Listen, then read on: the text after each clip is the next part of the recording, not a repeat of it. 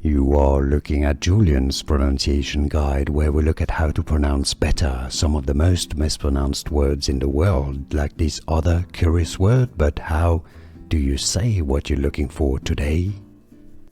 Let's learn once and for all how to pronounce this word. If you have doubts around pronunciation and you want to learn more confusing vocabulary, make sure to stay tuned.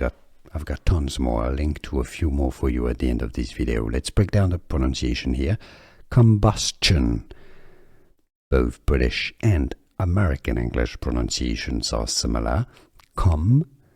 Bus, yeah, like a bus, and then chun, alright, so it's like CHN, chun. The stress is on the second syllable. Combustion, alright, so it's not combustion, combustion. Combustion. Did you get this? Was this any useful? Let me know in the comments. Here are more videos on how to pronounce more confusing words and names too many mispronounced. Like this video if you found it useful. I appreciate your support. I'll see you soon and thanks for watching.